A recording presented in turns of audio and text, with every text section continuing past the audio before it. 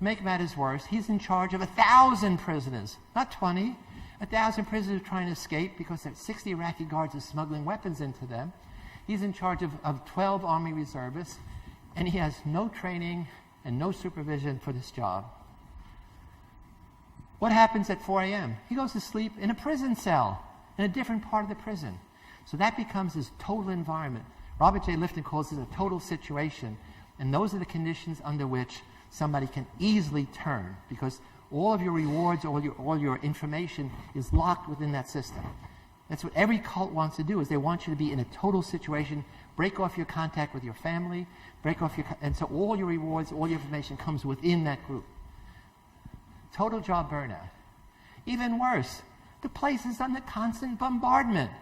The British told us, don't use that prison because across the street is a housing project. And what they do is they're shooting grenades and mortars, and Abu Ghraib has these huge towers, perfect sighting. 5 soldiers and 20 detainees were murdered there.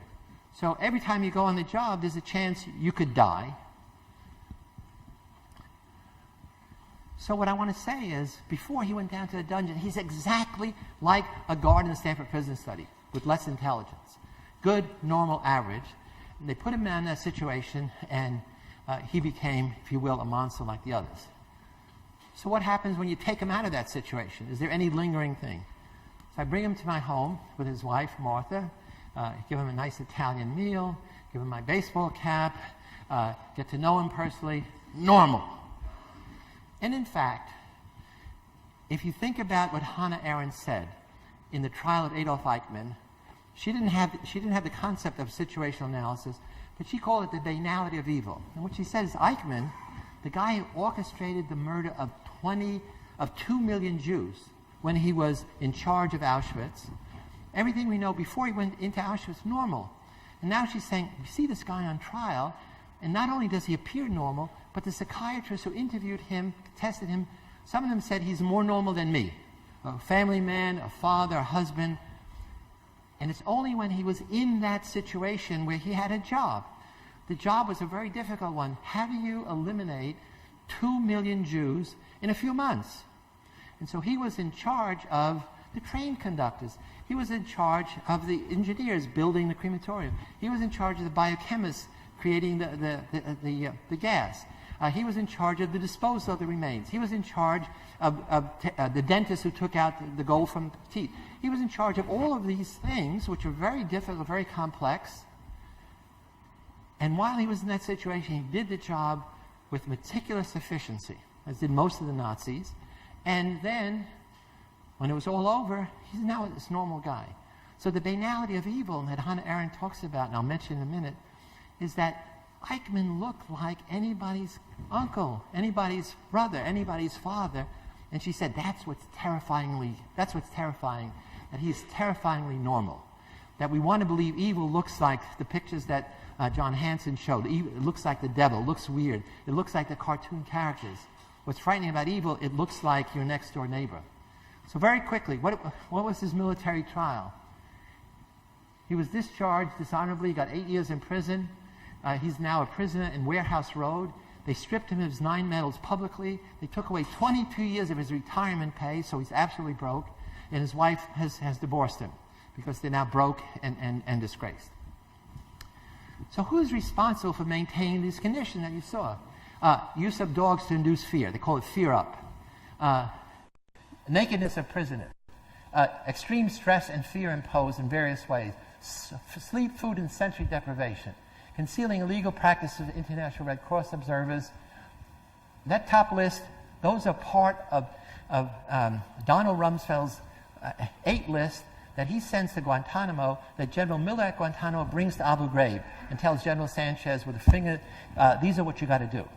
And I have it documented in the book, not only the actual memo, but the dates and time. As I said, there are 21 murders. Not Chip Frederick. All of those procedures were in place when he got there.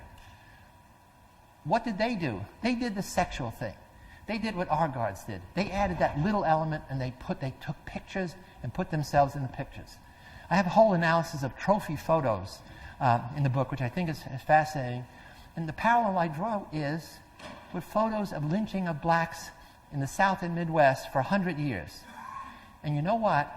Not only did people lynch blacks, they took pictures of themselves with blacks, women, and hanging from trees. And in many of the pictures, there's little kids pointing up, little girls in those angelic-like dress. And even worse, they made postcards of it and sent it to their friends saying, "You missed Saturday's barbecue." And those postcards stimulated the postcard industry in America. And again, in my website, I have actually a video clip of those postcards. It was Rumsfeld, General Miller at Guantanamo, and General Sanchez at Abu Ghraib. So let me just take 5 minutes to say, how is the system implicated in this? Let's go to the reports. These are by generals. The generals are supposed to look at who is responsible. And what they do is, General Fay is one of the generals, he says military intelligence who ran Tier 1A. Tier 1A was the interrogation/soft torture center. All detainees who they thought had actionable intelligence were brought to Tier 1A.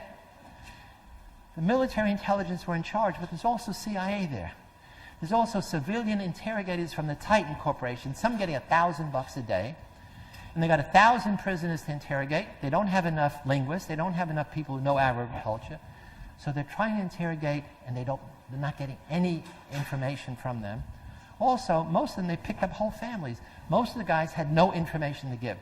The other thing is, if they had information to give, 1 week out of the field, it's cold. It's irrelevant. But now they're stuck with 1,000 of these guys. This report says for 7 months, military intelligence personnel requested, encouraged, condoned, or solicited military police, our guys and girls, to abuse detainees, and or they participate in detainee abuse, and or they violate established interrogation procedures. These abuses would not have occurred, this is the general saying, had military document trained and mission training conducted. He then says, the environment created at Abu Ghraib contributed to the occurrence of such abuse and the fact that it remained undiscovered for higher authorities for such a long period of time. These abuses, the specific ones, were going on for 3 months. They had a CD with all the pictures you saw plus hundreds of others that were circulating. Soldiers had them on the screensaver. Who was watching the store? How come none of the officers knew about this? It's one thing not to go down to the basement, but word gets out, and they either didn't care or didn't care to know. General Fay and General Jones together have a report which says there were 7 factors leading to the abuse. Of the 7, only 1 is people. The other 6 are all situational and systemic. And they say, looking beyond personal responsibility, that's disposition, there is leader responsibility, command responsibility. Systemic problems and issues also contributed to what? To the volatile environment at Abu Ghraib. When the general said it's not systemic, he was lying. Because from October 2001 to April 2006, there have been over 600 accusations of abuse. This is by the military record, so it could be much more. Of those, nearly 200 they never investigated. They investigated 400. Of the 400, only 54 were found guilty, 10 got a 1-year sentence, 30 got less than that, and all of the officers get administrative reprimands. That's a letter saying, don't do that shit anymore, okay? Brigadier General Karpinski was the only one who was lowered in rank, and she was an Army reservist. She was not a real soldier, and that's why they dumped on her. If it was limited to these few bad guards in this prison, then we should be surprised that this is by British soldiers, real soldiers, elite soldiers, in Basra, getting prisoners to simulate sodomy and taking pictures of it. Only they didn't put themselves in the pictures. If it was, if it was not systemic, then how do you account for the fact that in Guantanamo, female interrogators used sexual lures to get confessions? Meaning they took off their blouse, they rubbed their breast in the guy's face, they did lap dancing, they pretended to smear menstrual blood on the guy's face, and then said, you're going to be embarrassed because we're not going to let you wash, you're going to have to go back to your cell with menstrual blood, in order to get confessions. This is documented in a book by Eric Sarr, who was a translator, and says, this is what I observed, this is what I took part of.